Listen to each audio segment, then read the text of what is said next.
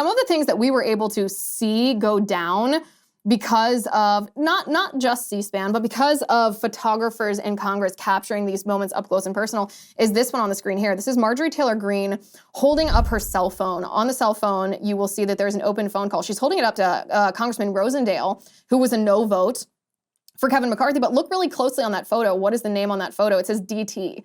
That's former President Donald Trump on the phone, who was trying to broker this deal, presumably from Mar-a-Lago. Marjorie Taylor Greene was being his mouthpiece and trying to give Rosendale the phone, who was rejecting it. This is something.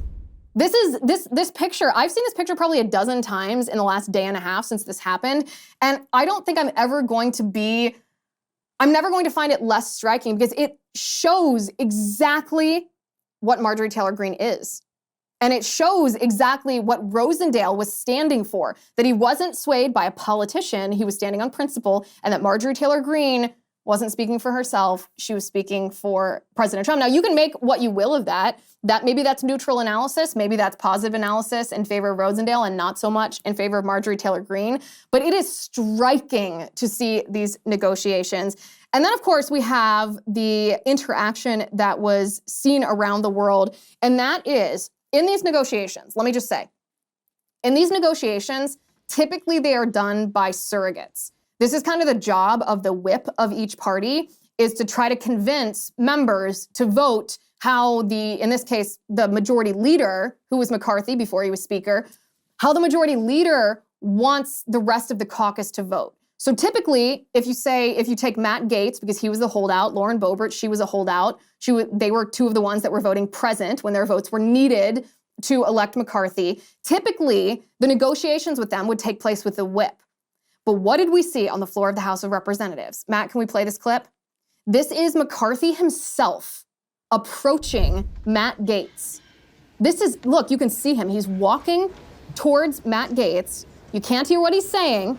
You can just hear kind of the rumble in the background. In that row, as it pans out, you see Matt Gaetz shaking his finger at McCarthy. Sitting next to Matt Gaetz is Lauren Boebert. I mean, if you look at this just from the perspective of posture and power positions, this is Matt Gaetz leaning back in his chair, and McCarthy is standing up, leaning forward. What is this? This is McCarthy begging for Matt Gaetz's vote.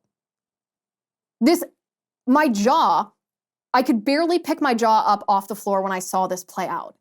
If not for C-SPAN cameras, we would never have seen this. What did this show us? This showed us that Matt Gaetz won. He had every ounce of power to be had in this negotiation, because otherwise, there ain't no way that Kevin McCarthy walks up, meets Gaetz where Gaetz is without Gaetz even standing up, and basically begs for a vote. Gaetz could have anything he wanted, and Gaetz knew this. Gaetz knew this. McCarthy knew this too. So then let's play this next clip, Matt, if we can. This next clip, during this interaction, it's a little bit of a contentious interaction. Watch the upper right-hand corner. After McCarthy goes up, watch the upper left-hand corner. You see Mike Rogers of Alabama suddenly come out of nowhere. He looks, watches, and then he lunges for Gaetz and starts yelling. He's restrained and someone covers his mouth. And when McCarthy realizes what's happening, oh my goodness, did he turn around quickly. Oh my goodness, and we got this photograph out of it. This happened on the floor of the House of Representatives. And if not for C-SPAN, would we have even known that this happened?